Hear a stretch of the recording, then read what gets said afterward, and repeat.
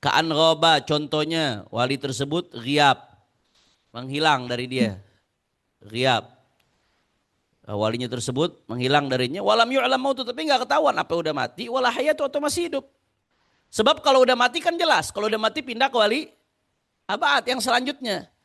Kalau masih hidup nggak bisa pindah ke wali abad. Maka kalau begini kasusnya bagaimana? Nggak ketahuan. Ini bapaknya di mana? Nggak ketahuan. Masih hidup apa kagak? Maka kalau seperti itu walinya pindah kepada wali hakim. Dan kasusnya walam. Jadi begini. Itu pindah ke wali hakim kapan? Kalau pengadilan belum memutuskan status laki-laki itu dianggap sudah mati. Tapi kalau pengadilan memutuskan status walinya dianggap sudah mati, ya misalkan pengadilan melihat ada indikasi, oh ini emang umurnya udah 70 lebih nih kalau dihitung-hitung 75, orang-orang yang sepantaran dia udah pada mati, teman-temannya udah banyak yang meninggal. Ya udah, akhirnya pengadilan memutuskan karena udah lama nggak ada, dianggap dihukumi sebagai sudah meninggal. Kalau dihukumi sama pengadilan dianggap sudah meninggal, maka pindahnya ke wali abad. Pindahnya ke wali abad. Karena sama seperti kalau walinya meninggal itu. Tapi dalam kasus tidak dihukumi sudah meninggal, sedangkan walinya nggak ketahuan di mana, ini perempuan pengen nikah, maka ketika itu yang menikahkan adalah wali hakim.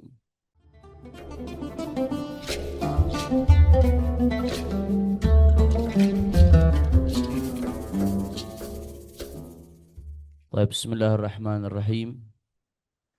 Alhamdulillah rabbil alamin wa sallallahu wasallam ala sayyidina Muhammad wa ala sahbihi ajma'in. Tuh kipas saking kencangnya sampai kayak hujan suaranya. Kurangin dikit. Masuk angin nanti yang dekat situ.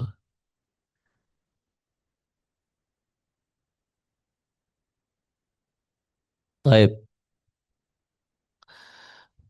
Subhanaka la ilma lana illa ma 'allamtana innaka antal alimul hakim. Rabbi shrah li sadri wa yassir li amri wahlul 'uqdatam min lisani yafqahu qawli. Wasaddid lisani wahdi qalbi bihaqqin nabi sallallahu alaihi wasallam wal ali wa sahbi amma ba'd. Kita melanjutkan karena ini pekan pertama ya, kembali ke settingan. Kemarin udah terlalu kacau. Kembali ke settingan pekan pertama Al-Miftah li babin nikah. Dan Anda lihat emang kalau bahas Al-Miftah di sini lebih pada semangat, double semangatnya. Nah, kalau qawaid ketinggalan nggak ada yang minta gobo. Kalau Al-Miftah ketinggalan pada minta gobo. Masya Allah, tabarakallah. Taib, Alhamdulillah. Taib, kita melanjutkan pembahasan Al-Miftah. Kemarin Habib Muhammad sudah menyelesaikan ya, Habib Muhammad bin Syahab, Mawani'ul Wilayah ya. Sudah menyelesaikan wa asyratun sawalibul wilayah kufrun wa fisqun wa sibah lil ghayah. Itu kalau bisa bait syairnya dihafal ya. Apa perlu ujian juga kayak Faraid Al-Miftah? Kayaknya perlu ya, kita lihat nanti insya Allah. Jadi kalau kalau ujian akhirnya kita murojaah, manfaatnya kembali ke kita. Karena jujur kemarin itu Faraid, Anda udah lama nggak murojaah Faraid. Anda terakhir ujian Faraid tahun 2012 di Ahgof tahun pertama. Habis itu udah nggak pernah buka Faraid lagi. Setiap ada orang yang nanya Faraid, Anda lempar ke Habib Muhammad. Karena Habib Muhammad ngajar Faraid di MS. Habib Muhammad ngajar Faraid. Beliau memang udah berkali-kali hatam ngajar, bukan hatam belajar. Memang bidangnya beliau. Kalau ada pertanyaan soal bab nikah, Habib Muhammad ngelemparkannya. Uh, kalau ada pertanyaan Faraid, anda lempar ke Habib Muhammad. Taib. Ya, emang akhirnya kemarin jadi mau nggak mau, walaupun murojaah cuma mulai dari pagi hari sebelum ujian, karena emang lagi sibuk disertasi doktoral saat itu, nggak ada waktu. Pagi sebelum ujian baru anda murojaah. Tapi anda ngerasakan manfaat yang luar biasa. Yang 12 tahun kita nggak nian lagi, hari itu kita refresh lagi semuanya. Refresh. Jadi sebenarnya ketika kita ujian memaksa diri untuk murojaah, manfaatnya yang paling besar dapetin siapa? Kita sendiri sebenarnya. Karena hawa nafsu itu harus dipaksa. Kalau kita belajar jalan-jalan aja begitu tanpa dipaksa untuk murojaah, tanpa dipaksa buat ngapal, sampai kapanpun ilmunya cuma di buku doang, nggak akan pernah nempel di otak kita. Padahal yang benar al ilmu fis sudur lah, fis sutur. Ilmu itu di dalam otak, di dada. Tadi kalau bisa itu 3 bait itu dihafal. Kenapa? Karena kalau 3 bait itu hafal, nanti kapanpun ente ketemu kasus, ente tinggal hitung. Ada nggak masuk dalam 10 surah gambaran yang disebutkan dalam bait tersebut? Kalau masuk, oh berarti walinya berpindah ke wali abad. Ya, dari yang akrob ke yang abad, yang tingkatan berikutnya. Jelas ya? Itu kalau bisa dihafal. Wa asyratun sawalibul wilayah kufrun wa fisqun wasibalil ghayari. Kun jununun mubdikun awil khabal wa asratu jawabuhu diktafal. Du'atahin nasir nadhiruhu mubarsamu wa ablahu layah tadi wa kamu. Ana ngapalin ini waktu 12 tahun lalu ngapalinnya. Alhamdulillah masih nyantol sampai sekarang dan itu sangat memudahkan karena ketika ada yang nanya satu masalah, uh, Anda melacaknya lebih mudah kalau apal baitnya. Karena itu kesimpulan dari banyak masalah bait itu. Taib. Sekarang kita masuk yang berikutnya. As-suwarul lati yuzawiju fihal hakim. Gambaran-gambaran yang mana di situ yang punya wewenang untuk menikahkan adalah wali hakim. Oke, jadi ada gambaran-gambaran kasus-kasus yang punya wewenang untuk menikahkan di situ adalah wali hakim. Ya, bukan wali akrob atau abad sebagaimana yang sudah dijelaskan urutannya. Tapi langsung lompat ke wali hakim. Manakala terjadi salah satu daripada 20 gambaran ini, langsung otomatis hak kewaliannya berpindah ke hakim.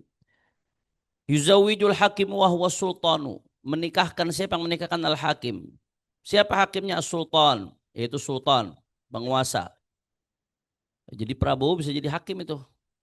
Iya, kalau nggak ada wali hakim dia mau menikahkan langsung, dia bisa jadi hakim kalau memenuhi syarat. Kalau memenuhi syarat. Presiden itu sultan masuknya. Au naibuhu atau yang mewakili sultan. Siapa yang mewakili sultan? Min wazir daripada wazir. Bukan apa namanya menterinya.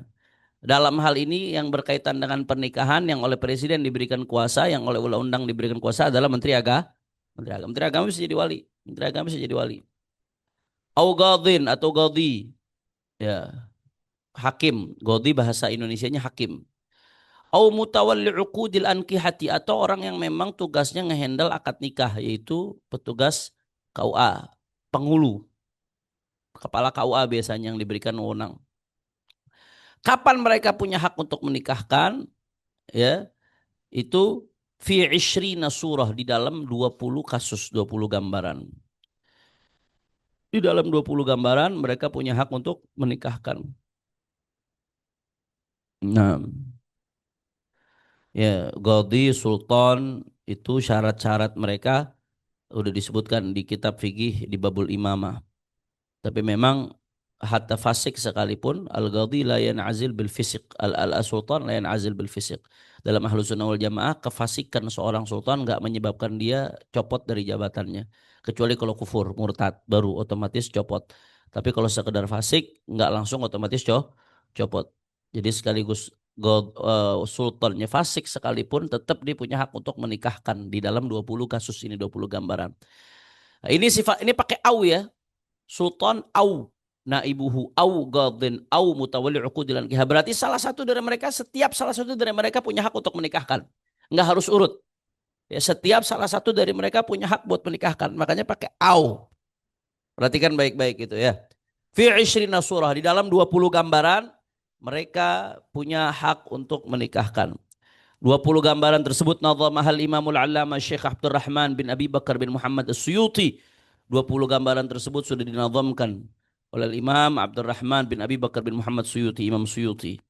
Ya, Imam Suyuti rahimahullahu taala rahmatal abrar. Thumma syaraha syarhan mufidan. Kemudian beliau setelah menyebutkan nazam 20 keadaan hakim bisa menikahkan, setelah menyebutkan nazam tersebut, beliau setelah itu mensyarahkan nazam yang sudah beliau buat. Jadi beliau tulis nazamnya, beliau syarahin. Itu biasa Imam Suyuti memang begitu tuh, biasa. Imam Suyuti nulis nazam Jam'ul Jawami'. Sama Imam Suyuti beliau sendiri yang syarahin. Jadi beliau yang nulis nazamnya, beliau sendiri yang mensyarahkan dan itu bagus. Kenapa bagus? Kok nazamin sendiri, nyarahin sendiri? Biasanya kan ada nazam Alfiyah. Ibn Malik yang nyarahkan, bukan Ibn Malik yang nyarahkan Ibn Agil, yang menyerahkan ulama-ulama lain, Alfiyah, syarah daripada Alfiyah, Ashmuni yang menyarahkan. Kok ini Imam Suyuti dia yang nazamin, dia yang nyarahin? Nggak apa-apa, nggak ada masalah, bagus. Karena apa namanya orang yang mengucapkan sebuah ucapan dia lebih tahu maksud ucapannya. Maqasidul lafzi ala niyatil lafidh. Di kaidahnya tuh kita belajar tuh. Orang yang mengucapkan sesuatu dia lebih tahu maksud ucapannya. Orang yang menulis nazam lebih tahu apa maksud nazamnya. Sehingga sebetulnya kalau nazam disyarahkan oleh penazimnya itu sendiri itu lebih afdol. Kayak Syekhuna Ki Asep Jalani. Ki Asep Jalani itu nulis nazam fi ulumi tafsir. Beliau nulis nazam fi ulumi tafsir. Udah lama beliau tulis. Nazamnya dipuji sama Syinqiti, sama Syekh Asy-Syinqiti dulu waktu di Mukalla. Bagus banget nazamnya Ki Asep Jalani itu. Beliau nulis nazam tentang pengklasifikasian kitab-kitab tafsir. Jadi setelah bicara ilmu tafsir secara umum, beliau bicara tentang pengklasifikasian kitab tafsir. Ada ada namanya tafsir bil ma'thur. Apa saja kitab tafsir yang masuk kategori tafsir bil ma'thur? Ada namanya tafsir apa namanya lughah yang berkaitan dengan lughah. Apa aja kitab yang masuk kategori itu? Ada namanya tafsir ayat ahkam. Apa aja yang masuk kategori kitab tafsir ayat ahkam? Itu dinazomin semua sama Ki Asep Jalani. Nah, beliau yang nazomin, beliau yang syarahin. Bagus nggak? Bagus, karena beliau lebih ngerti nazamnya sendiri. Kalau dia yang nyarahin lebih tepat.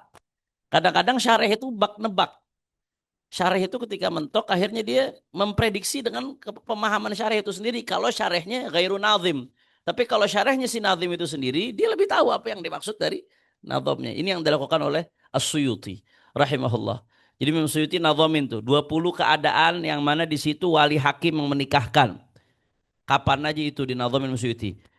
Ini nazamnya. Ishruna zawwaja hakimun admul wali wal faqdu wal ihramu wal adlu safar. Ya, diperhatikan harokatnya ya. Nanti kita baca bareng-bareng. Ishruna zawwajal hakimu admul wali wal faqdu wal ihramu wal adlu safar. Habsun tawarin izzatun nikah wa nikahuhu au tifluhu au hafidun idma qahar wa fatatu mahjurin wa man junnat wala abun wa jaddun lihtiyajin ghadhahar wa amatur rasyidah la walilaha wa baitul mali ma mauqufah idh la dharar ma muslimatin ulliqat au dubbirat au kutibat au ulidat mimman kafar. Ini bukan rojas nih, makanya nadanya agak nggak pas karena bingung nadanya apa ini, tapi yang jelas bukan rojas. Dia bukan rojas sepertinya. Nah, ya, isruna zawwaja hakimun admul wali. Ada 20 keadaan hakim itu menikahkan. Apa saja? Lihat di syarahnya di bawah. Ya, lihat syarahnya di bawah. Fasuratul ula, gambaran pertama di situ wali hakim yang punya hak buat menikahkan. Apa gambaran pertama? Ha? Adamul wali hissan. Memang betul-betul kagak ada walinya. Adamul wali hissan. Memang betul-betul kagak ada walinya. Ya. Bi an lam yakun waliyun aslan. Gambaran gak ada wali gimana? Emang dia gak punya wali sama sekali. Memang gak punya wali sama sekali. Contoh misalkan ada anak ditemuin di jalan. Perempuan. Gak ketahuan bapaknya siapa. Gak ketahuan keluarganya siapa. Diambil jadi anak pungut. Dia diurusin. Ketahuan gak walinya siapa? Gak ketahuan. Selama gak kedeteksi bapaknya siapa. Ya gak ketahuan walinya siapa. Jelas atau tidak? Ya, maka di situ dianggap ada mul wali hisan. Emang nggak ada walinya. Atau bapaknya udah meninggal, kakeknya udah meninggal. Sedangkan dia nggak punya kerabat sama sekali. Saudara bapaknya nggak ada, saudara kandungnya nggak ada, keponakannya nggak ada sama sekali. Udah nggak ada sama sekali. Itu namanya fakdul wali hisan. Emang nggak punya wali sama sekali. Nah kalau ada orang kasus begitu nggak punya wali sama sekali, maka walinya wali apa? Wali hakim. Wali hakim. KUA, walinya tugas KUA, kepala KUA. Au syara'an, atau fakdul wali secara syariat. Walinya ada, sebenarnya walinya ada, bapaknya ada misalkan. Tapi bagaimana gambarnya fakdul wali syar'an bi an yakuna fihi mani'un min sigarin. Ya ada penghalang. Ya, di walinya ada, fisiknya ada, tapi ada salah satu mani'un min mawani'il wilayah. Salah satu daripada hal yang mencegah ke hak kewalian seseorang. Contoh apa min sigarin, walinya ada saudaranya tapi masih kecil, belum balik. Belum balik bisa nggak jadi wali? Nggak bisa. Au jununin, atau walinya ada tapi gila. Udah dibahas tuh gila yang bagaimana yang menghalangi jadi wali, bagaimana gila yang bisa jadi wali tapi harus nunggu, bagaimana udah dibahas kan kemarin semua. Udah tafsir itu masalahnya. Ada tapi gila. au safahin. Ada tapi walinya mahjur alaih bisafa au nahwiha atau sebagainya atau yang semisalnya. Nah, jadi walinya ada tapi ada penghalang dia untuk jadi wali. Dan nggak berhenti sampai di situ. Dan wala waliya ab'ad minhu. Nggak ada wali yang lebih jauh dari dia. Nah, jadi misalkan uh, dia walinya ada saudara kandung tapi masih kecil belum balik misalkan nih perempuan. Kemudian karena belum balik itu kan mani'ul wilayah, nggak bisa menyebabkan dia nggak bisa jadi wali. Maka harusnya walinya pindah ke abad. Abadnya nggak ada sama sekali semua. Saudara satu-satunya saudara dia cuma saudara kandung itu yang masih kecil. Berarti di situ dia ada wali tapi ada mani'un syar'an wala ab'ada minhu dan nggak ada lagi wali yang lebih abad. Kalau terjadi kasus seperti ini, maka walinya wali siapa? Wali hakim. Jelas ya? Nah, contoh termasuk di antara yang dianggap nggak ada wali apa anak zina. Nah, ini banyak terjadi nih. Anak, masallallahu alafiyah. Mudah-mudahan keturunan kita diselamatin sama Allah Ta'ala. Ya, anak zina. Anak zina itu dia bapaknya, dia walaupun bapak biologisnya ketahuan, tapi anak zina itu tidak dinisbatkan kepada ayah biologisnya. Ya, karena yang namanya anak secara syariat adalah dinisbatkan ke bapak biologisnya kalau dihasilkan melalui pernikahan yang sah. Dan antara lahirnya anak tersebut dengan pernikahan itu tidak kurang dari 6 bulan. Karena aqallul hamil 6 bulan. Jadi dari pernikahan yang sah, dari hubungan yang dilakukan dalam pernikahan yang sah. Nah kalau nggak ada seperti itu, ya berarti nggak ada walinya. Dia nggak dinisbatkan kepada bapak biologisnya. Ada wali akrob yang dari jalur ibu. Dari urutan wali yang udah disebutin tuh. Ada yang dari jalur ibu. Nggak ada. Kalau bapaknya bukan bapak dia secara syariat, berarti kakeknya juga bukan kakek dia tuh. Berarti kalau ada saudara sebapak, nggak ada saudara sebapak. Bukan saudara kandung, saudara seibu jatuhnya itu nanti. Kalau ada saudara. Dan seterusnya dan seterusnya. Karena kan yang di wali itu tartibul aulia semuanya dari bapak jalurnya. Ya, kalau kejadian seperti itu anaknya anak zina, maka walinya adalah wali hakim. Jelas? Paham ya? Makanya dulu, makanya mohon maaf ya. Ada sebagian orang yang udah kecelakaan. Ya udah, mudah-mudahan ditobat, mudah-mudahan diampuni sama Allah. Ya anaknya nggak nanggung dosa. Dosa itu kan nggak nurun. Anaknya nggak nanggung dosa. Yang dosa orang tuanya. Cuman bagaimanapun status anaknya anak zina. Kalau anaknya anak perempuan, nggak ada hak tuh bapak biologis buat nikahin dia. Kadang-kadang nih karena kepalang gengsi mau nikahin dia. Tetap dia mau nikahin. Padahal nggak sah nanti. Akhirnya gara-gara satu kesalahan dia malah menciptakan kesalahan lain. Berarti bapak yang dari zina, bapak biologisnya dia yang bukan bapak secara syariat, anak hasil zina, kalau menikahkan anak zinanya berarti tidak sah kalau dia jadi wali. Kalau nggak sah akibatnya pernikahannya nggak sah. Nanti anaknya jadi zina lagi. Naudzubillah. Jelas ya? Jadi dikasih pemahaman aja. Kalau nggak mau ribut, beb nggak mau rame nih. Kalau nanti wali hakim yang menikahkan akhirnya rame jadi timbul pertanyaan masyarakat. Nggak apa-apa. Nikahin diam-diam di KUA. Itu anak. Nanti nikah yang di acara pernikahannya seremonial. Kan namanya zina kan aib. Aib kan mesti ditutupin kan. Aib itu bukan buat diumbar. Gimana Beb tetap pengen sah tapi nggak mau kelihatan aib keluarga kebongkar. Nanti kalau sampai wali hakim tahu-tahu jadi wali kecium dong nanti ini ada masalah apa nih wali hakim yang jadi wali. Bagaimana? Ya udah nikahin dulu di KUA sama wali hakim. Tolong ini aib keluarga kami jangan dibuka. Ini walinya wali hakim. Nanti begitu pernikahan yang di acara terbuka cuma seremonial. Nggak ngaruh kepada keabsahan. Wujuduhu keadamihi.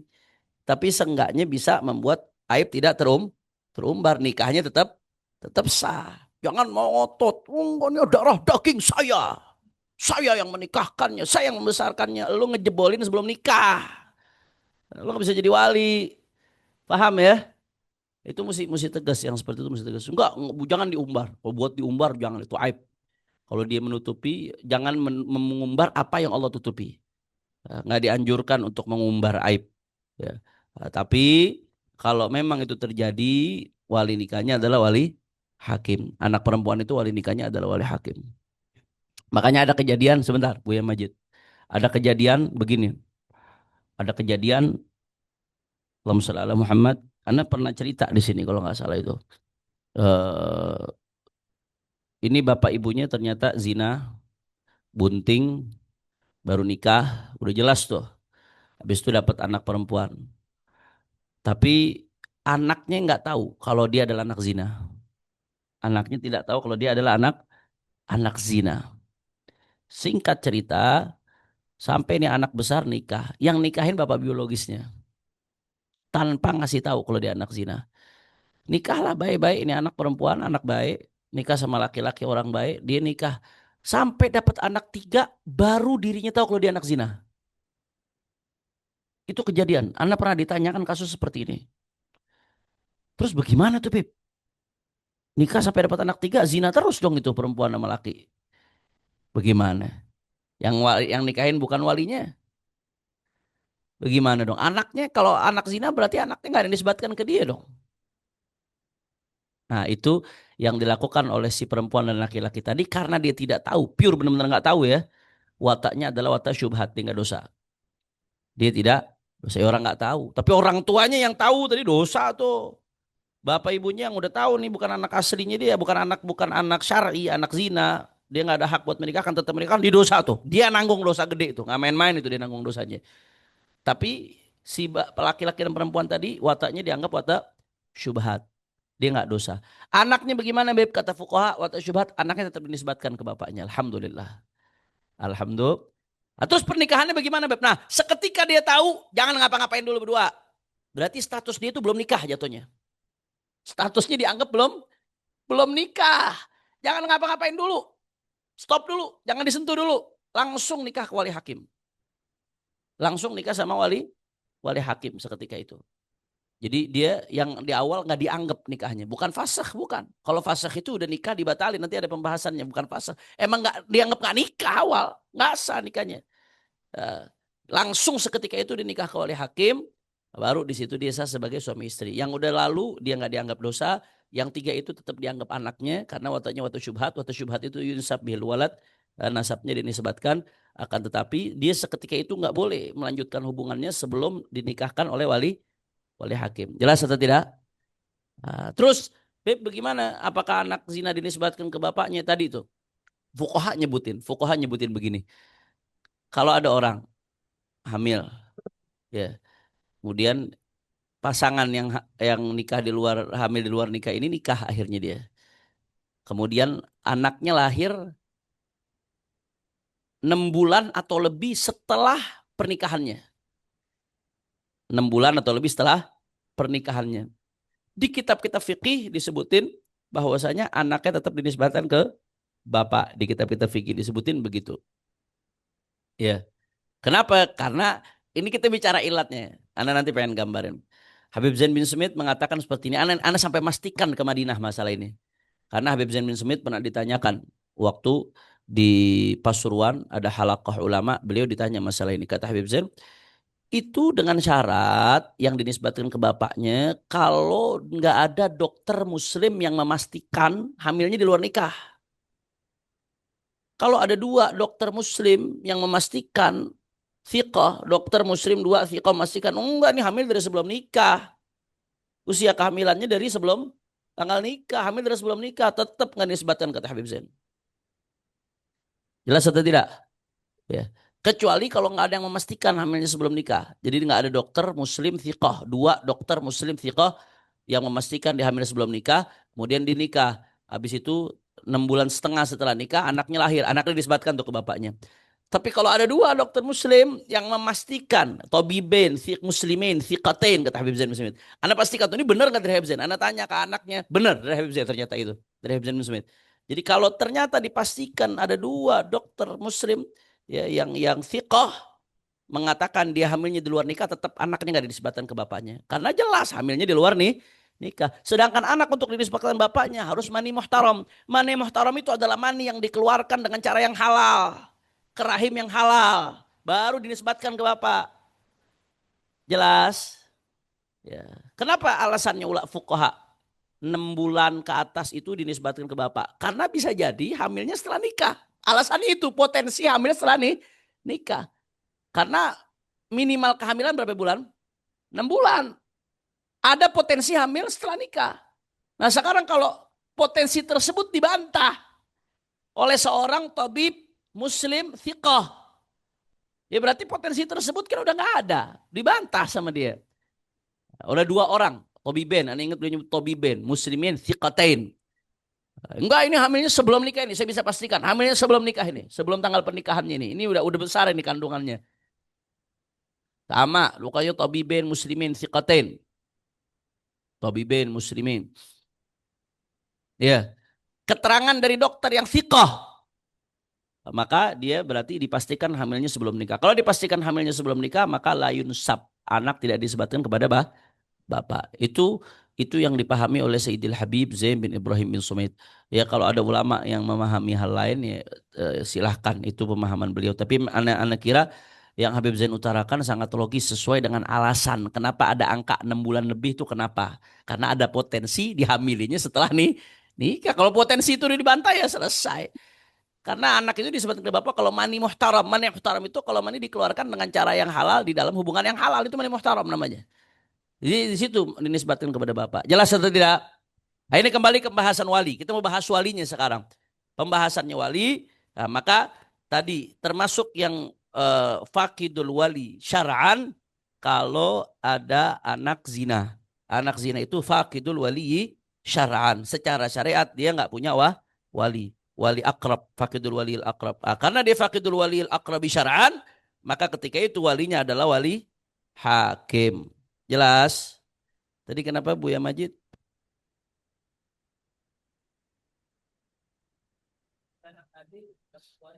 Dapat. Kalau sudah dinisbatkan dapat. Karena kan tadi di wata syubhat. Wata syubhat berarti dinisbatkan. Kalau dinisbatkan ya dapat. Dapat.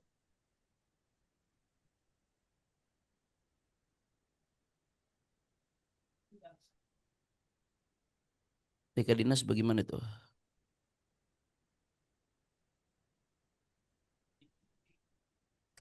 Ya kalau dia memenuhi syarat pernikahannya, ada wali, ada saksi, ya, ada ijab kabul dan itu semuanya sah, ya sah, nggak ada masalah.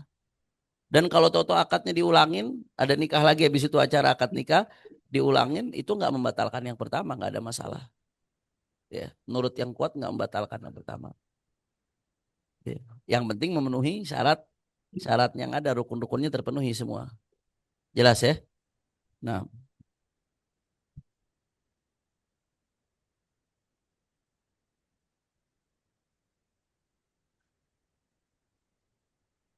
la tantasibil biha, la tantasibil biha.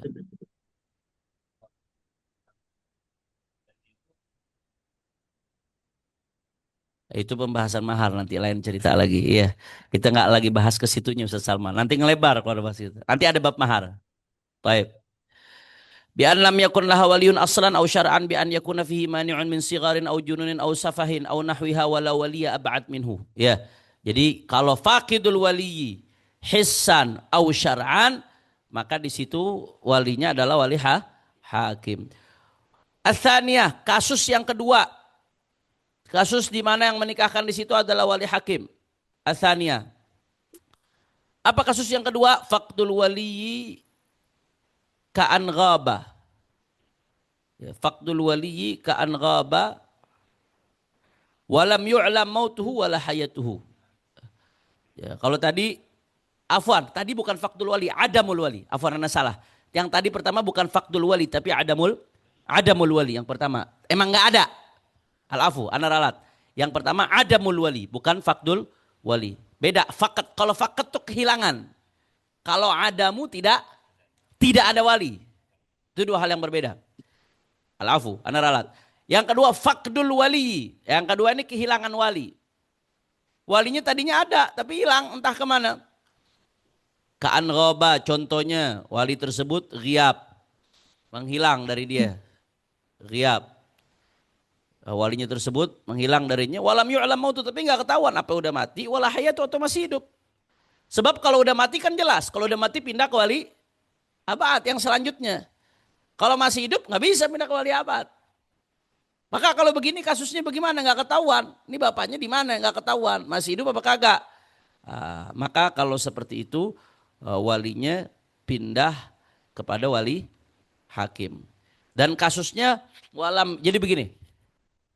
Itu pindah ke wali hakim kapan? Kalau pengadilan belum memutuskan status laki-laki itu dianggap sudah mati.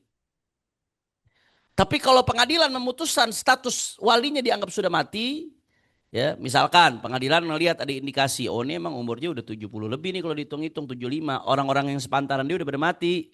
Teman-temannya udah banyak yang meninggal. Ya udah, akhirnya pengadilan memutuskan karena udah lama nggak ada, dianggap dihukumi sebagai sudah meninggal. Kalau dihukumi sama pengadilan dianggap sudah meninggal, maka pindahnya ke wali abad. Pindahnya ke wali abad karena sama seperti kalau walinya meninggal itu.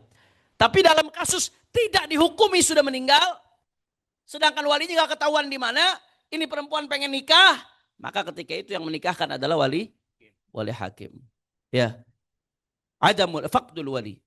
Nah, as-salisatu yang ketiga, gambaran yang ketiga. Tadi kita lihat bednya tuh, isyuruna zawajal hakimu admul wali. Yang pertama admul wali dikasih angka tuh, admul wali 1, wal faqdu. Yang kedua faqdul wali dikasih angka 2, wal ihram.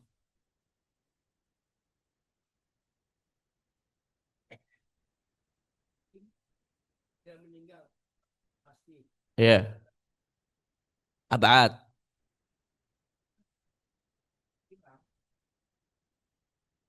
Nggak perlu. Justru justru kalau wali sudah kalau hakim memutuskan udah lain cerita. Biasanya hakim memutuskannya anggapnya masih hidup apa kagak. Ya kalau nggak perlu nggak harus. Pokoknya hilang nih wali nggak ada nggak ketahuan di mana. Itu namanya fakdul wali dan nggak ketahuan masih hidup apa kagak nih. Udah nggak ketahuan udah nggak ada jejaknya. Kalau masih hidup kan bisa dihubungin. Kalau masih ketahuan bisa dihubungin berarti nanti lain lagi kasusnya. Kalau dia jaraknya masuk fatul qasar bisa juga nanti dianggapnya dinikahkannya oleh wali hakim atau dia bisa mewakilkan melalui jarak jauh itu lain cerita ya. Taib. Yang ketiga, asali satu yang ketiga ihramul wali bil haji au bil umrati sahihan kana au fasidan. Nah, kasus yang ketiga kalau walinya dalam keadaan ihram baik ihramnya bil haji dengan haji au bil umrah atau dengan umrah baik ihramnya tersebut sahihan sah atau baik hajinya tersebut sahihan sah au fasidan atau fasid. Pokoknya selama dia statusnya masih muhrim, kalau ketika itu juga dia mau menikahkan, maka yang menikahkan adalah wali hakim. Karena tadi hadisnya Nabi Shallallahu Alaihi Wasallam, la yankihul muhrimu wala yunkih. Kata Nabi SAW, orang yang lagi dalam keadaan ihram nggak bisa menikahkan dan tidak bisa menikah dan tidak bisa menikahkan. Paham tuh mah? Tuh dijelasan udah bahas panjang lebar tuh masalah ihram udah bahas panjang lebar. Ar-rabi'atu yang keempat al-adlu. Nah, ini pernah pernah kita singgung nih al-adlu. Adl. Di antara kasus yang dimana di situ hak kewalian ada pada wali hakim adalah kalau terjadi adl. Apa itu adl? Bahwa haram dan adl itu hukumnya haram. Apa itu adl gambaran seperti apa? Wadzalika yang mana adl tersebut bi antad'ul balighatul aqilatu. Ada perempuan yang balighah aqilah, yang balik akil perempuan. Perempuan tersebut tad'u mengajak atau meminta ila kuf'in supaya dinikahkan dengan laki-laki yang sekufu dengan dia. Jadi dia, ini perempuan udah punya calon suami, kufu sama dia kufu. Kufu dari segi nasab, kufu dari segi agama, kufu dari segi berbagai khisolul kafah yang akan dibahas di kemudian hari nanti. Ini kufu perempuan sama laki-laki ini saudara. Laki-laki ini kufu. Si perempuan yang baligha minta kepada walinya untuk dinikahkan dengan calon tersebut yang kufu. Wayam tani'ul waliyu min tazwijiha, tapi walinya nggak mau menikahkan. Maka kalau seperti itu apa? Yang seperti itu kasusnya disebut adl. Kalau adl itu, maka kalau walinya terbukti adl, yang menikahkan adalah wali hakim. Tapi untuk bisa dikatakan adl, wala budda min thubutihi indal hakim bibayinatin. Ya, harus dibuktikan di depan hakim bibayinatin dengan bukti. Harus adl itu ditetapkan di depan hakim dengan bukti. Jadi memang hakim menyatakan ini ada kasus adl. Jadi dibawa ke hakim, kemudian hakim menyatakan iya ini ada kasus adl, baru itu statusnya dihukumi adl. Kalau statusnya dihukumi adl, langsung hak kewaliannya pindah ke wali hakim. Au imtina'uhu min at-tazwiji bi huduril hakimi ba'da amrihi lahu bidzalik. Atau ya si wali imtina'uhu apa namanya enggan minat tazwiji, ya minat tazwiji untuk menikahkan perempuan tadi dengan calonnya yang kufu bihuduril hakimi, di hadapan hakim, ba'da amrihi lahu bidzalik, setelah hakim memerintahkan, ba'da amrihi, setelah hakim, hi itu kembali kepada hakim, lahu kepada si wali yang adil tadi, bidzalik untuk menikahkan. Jadi begitu ada kasus adil, maka hakim punya hak untuk memerintahkan wali, nikahin dia dengan yang kufu ini, nikahin. Dia punya hak untuk memerintahkan seperti itu. Ya, kalau udah diperintahin tetap nggak mau nikahin, maka itu dihukumi sebagai adl. Kalau di adl, berarti walinya adalah wali hakim. Langsung wali hakim bisa menikahkan kalau memang terbukti adl. Jelas ya? Nah, ini ada kasus sebentar, Ustaz Salman.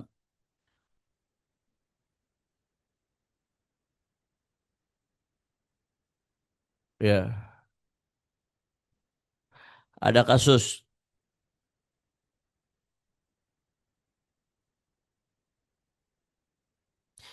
Kecuali kecuali kalau dalam kasus wali mujbir.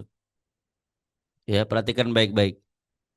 Ya, ada kasus wali mujbir. Wali mujbir dia nggak mau menikahkan si perempuan ini dengan yang dipilih oleh si perempuan. Kenapa? Karena si wali mujbir tadi udah punya calon juga yang kufu. Calon yang kufu juga ya. Jadi si perempuan punya calon kufu, wali mujbirnya juga punya calon kufu. Nah, si wali nggak mau menikahkan wali mujbir kecuali dengan calon yang dia pilih yang kufu itu. Dia nggak mau menikahkan dengan calon yang dipilih oleh si perempuan tadi.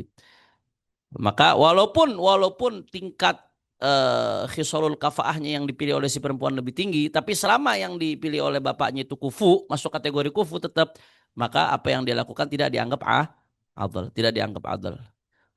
Artinya Godi tetap di situ tidak bisa menikahkan. Wali hakim tidak bisa menikahkan karena masih ada hak wali mujbir. Jelas ya? Paham ya? Jadi ini pengecualian dalam kasus seperti itu. Nah, atau begitu ini walinya saudara laki-laki. Ini contoh kasus nih, contoh kasus. Walinya saudara laki-laki. Tahu-tahu si perempuan punya calon. Kata si laki enggak, la uzawiju illa man huwa akfa minhu. Walam yujad bil fi'il. Ya. Kata laki emang saking gengsi dia nggak mau nikahin mana laki ini, kata walinya, gua nggak bakal nikahin lu kecuali sama orang yang lebih kufu dari ini. Padahal ini kufu, udah kufu nih. Dan faktanya nggak ada. Dia nggak punya calon yang lebih kufu.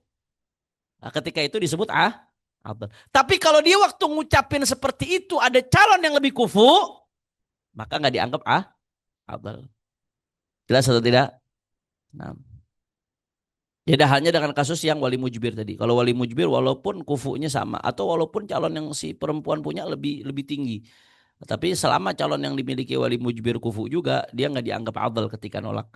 Nah, tapi kalau calon emang udah kagak ada, ini perempuan datang bawa calon, udah kufu, udah deh nikahin saya mana laki, saya udah ridho deh nikahin saya mana laki, nggak mau wali tetap ngotot, itu disebut adil.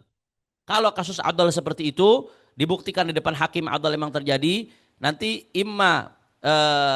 bisa jadi walinya merintahkan, wali hakim atau godli memerintahkan si wali untuk menikahkan di situ. Kalau dia nggak mau juga, maka ketika itu yang menikahkan adalah wali hakim. Jelas ya? Nah, Ustaz Salman.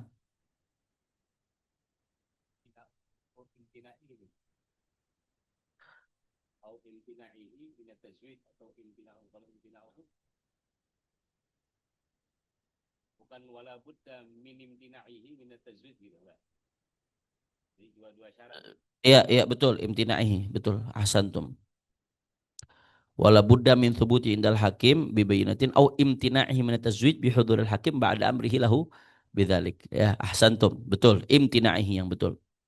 Karena itu menjadi atof kepada thubut, min thubutihi wala budda min imtina'ihi. Atau enggak lah, atof ke bayyinah. Atof ke bayyinah. Jadi thubutuhu undal hakim bibayinatin dengan bukti, atau thubutnya itu dengan apa? Bimtinahi. Iya. Jadi jadi bagaimana cara membuktikan adal? Nah, nih, bagaimana cara membuktikan adal?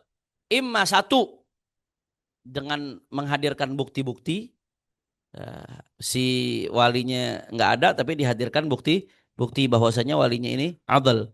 Atau ini rame-rame datang ke depan hakim. Terus si walinya ngotot tidak mau menikahkan kepada yang kufu di hadapan hakim. Padahal hakim udah perintahkan. Nah, maka kalau terjadi seperti itu, yang menikahkan adalah wali wali hakim. Al-khamisatu yang kelima. Setengah tiga ini. Udah tadi Sayyidul Walid, Habib Rizik mengingatkan setengah lima. Taib satu lagi. Setengah tiga. Al-khamisatu safarul wali ila masafati qasrin fa akthar. Bikhilafi ma idza kana dunaha fala budda min idnihi. Yang ketiga, yang kelima, kapan hak kewalian pindah ke wali hakim?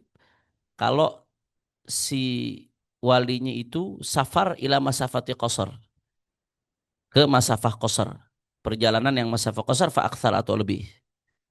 Perempuannya di Jakarta, walinya di Semarang. Maka itu berarti walinya ada di masafah qasar. Kalau walinya di masafah qasar, maka di situ yang punya hak untuk menikahkan adalah wali wali hakim. Jelas ya? Bisa dua di situ sebetulnya. Bisa yang menikahkan wali hakim karena jaraknya jauh, bisa juga taukil.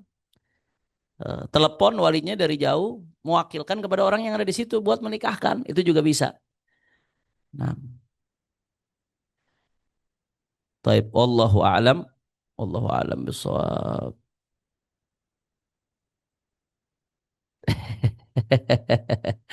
Sebenarnya nggak begitu, Ustaz.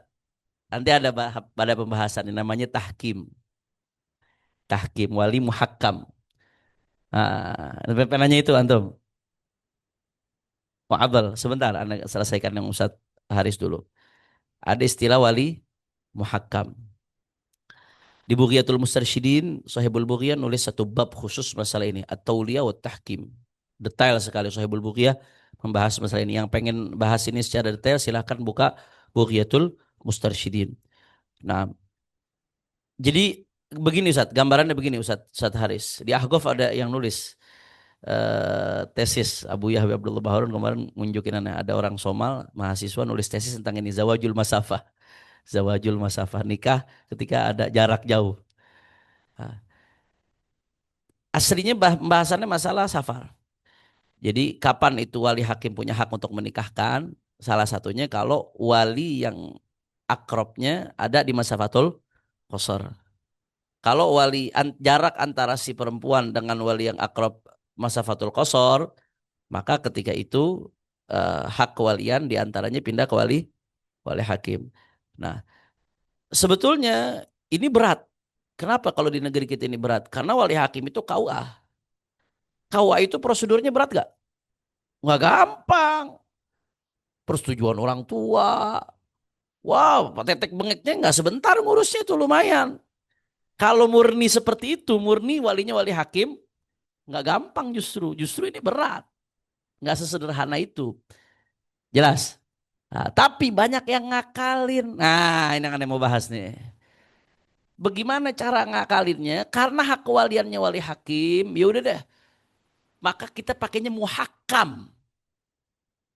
Muhakam itu ngangkat orang jadi wali hakim. Ngangkat orang jadi wali hakim. Ustadz Haris nih, biasanya orang kawin kedua. Kawin pertama nggak ada yang pakai begini. Kawin kedua, safar dia. Udah apa ada perempuan, bapaknya jauh.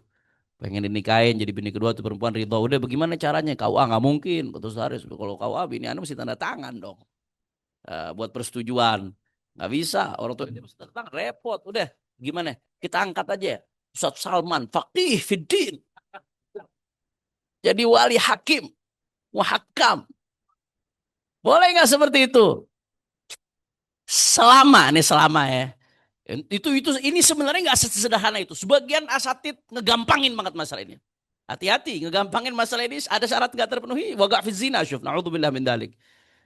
Kalau di kitab-kitab fikih disebutin selama dia masih ada hakimul balad nggak boleh. Sekarang di negeri kita kecamatan mana yang nggak ada KUA? Itu.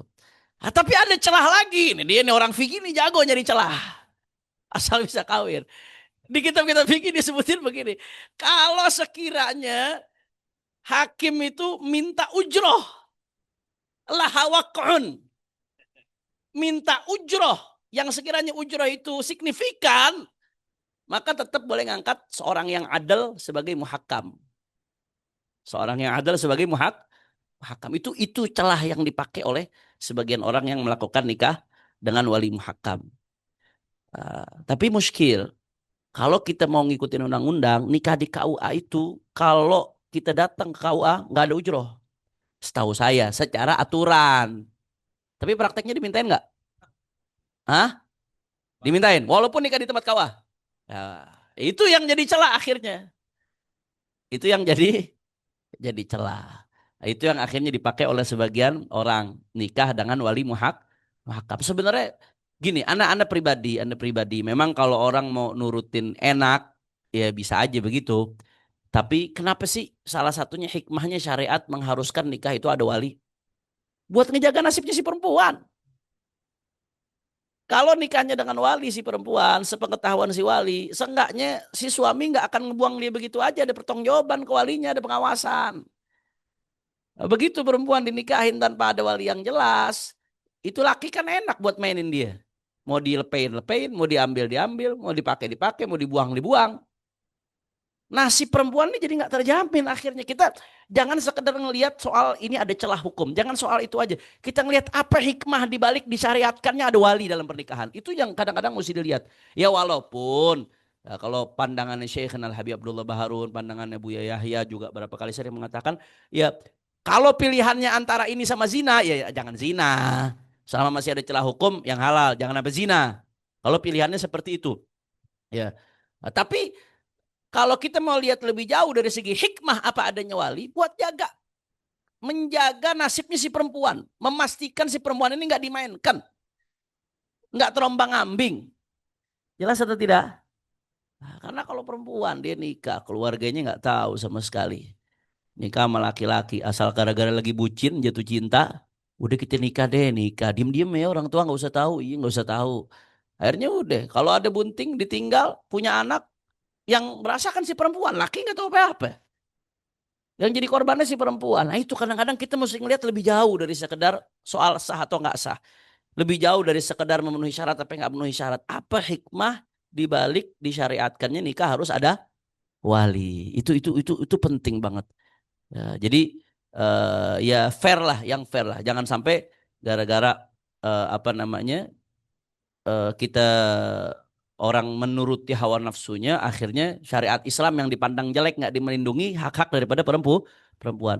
Disyariatkannya wali itu untuk menjaga hak perempuan, melindungi keselamatan perempuan, menjamin keselamatan perempuan. Jadi nggak sembarangan itu.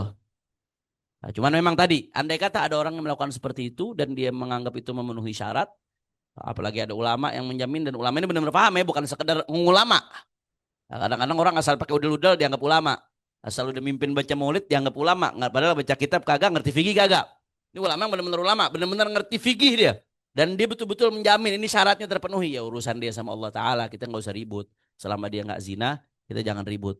Jelas atau tidak? Jelas ya? Nah, muhakkam.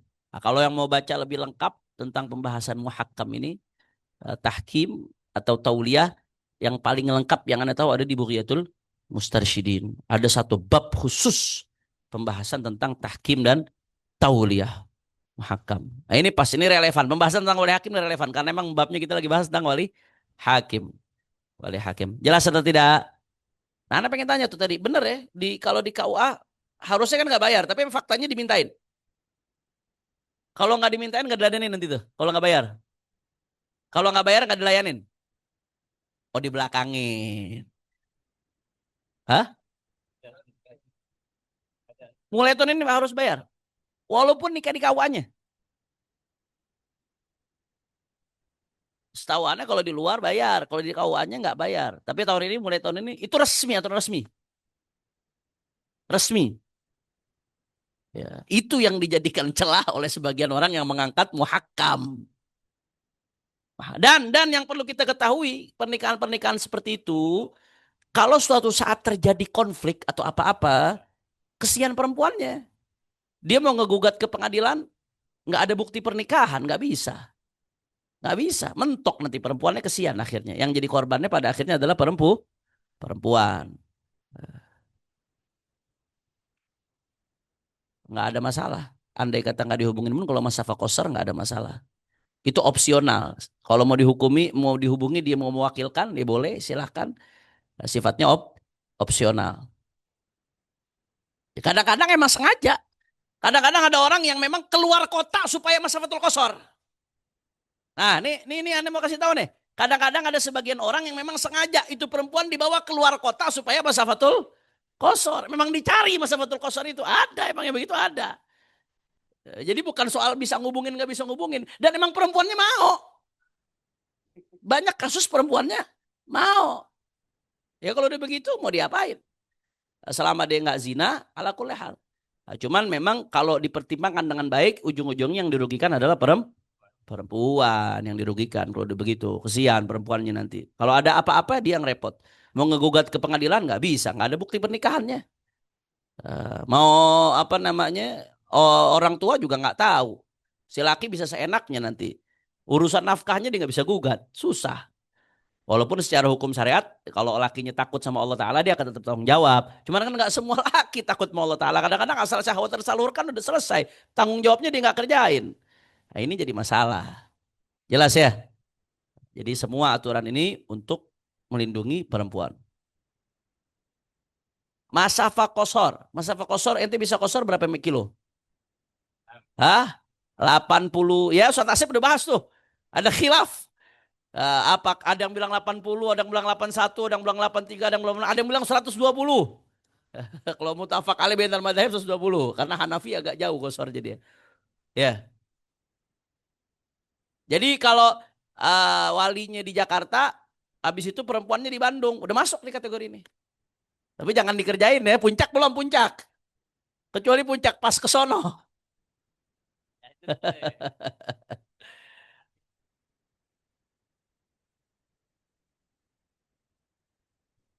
Kalau mau gini, bukan hanya nikah Ustadz.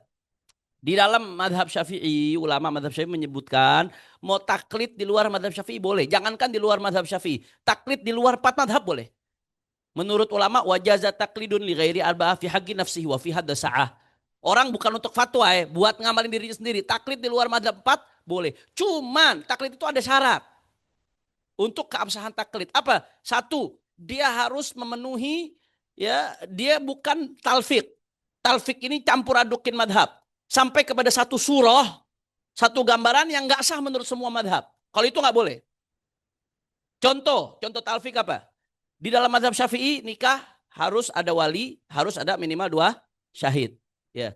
Dalam madhab Malik nggak disyaratkan ada syahid. Yang penting ada wali. Dalam madhab Hanafi nggak disyaratkan ada wali. Tapi ini nanti ada dalam madhab Hanafi sendiri ada perinciannya nanti. Ya. Tapi disyaratkan harus ada syahid. Ini ada orang begini, dia mau enaknya doang. Udah deh, urusan bab syahid saya ngambil Maliki. Udah nggak usah pakai syahid. Ikhtilaf ulama, rohmah. Urusan bab wali saya ngambil Hanafi. Jadi saya nggak pakai wali, bab walinya nggak ngambil Hanafi, saya nggak pakai syahid, ngambil Maliki. Akhirnya nikah tanpa wali, tanpa syahid. Ini nikah yang model begini namanya nikah gado-gado. Campur aduk mazhab. Kenapa? Karena nikahnya dia menurut Maliki nggak sah. Nikahnya dia menurut Hanafi juga tidak sah. Nikah tanpa wali, tanpa syahid. Jelas atau tidak? Jadi boleh taklid madhab lain, silahkan menurut pandangan fikih. Kita nggak sempit dalam urusan bermadhab, tapi satu nggak boleh talfik. Yang kedua, kalau ngikutin madhab lain taklid harus juga mura'atus syurut wal muhtarazat fi dzalikal madhab. Mura'atus syurut wal quyut wal muhtarazat fi dzalikal madhab.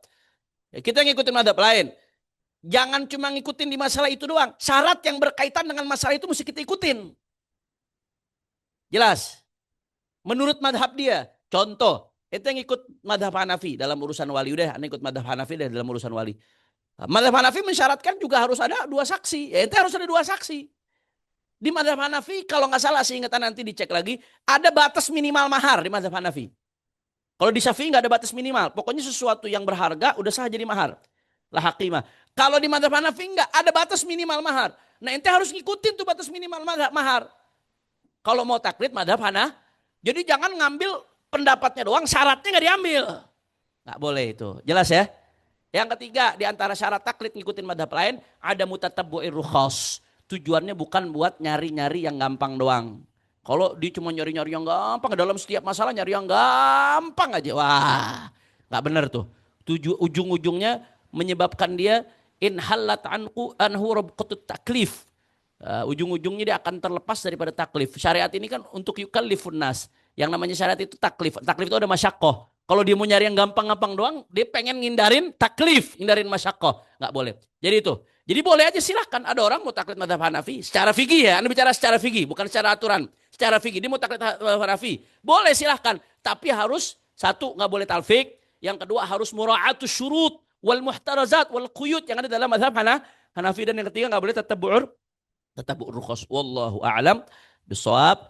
Kita lanjutkan insyaallah yang kelima dan seterusnya di pengajian berikutnya. Walafu minkum. Assalamualaikum warahmatullahi wabarakatuh.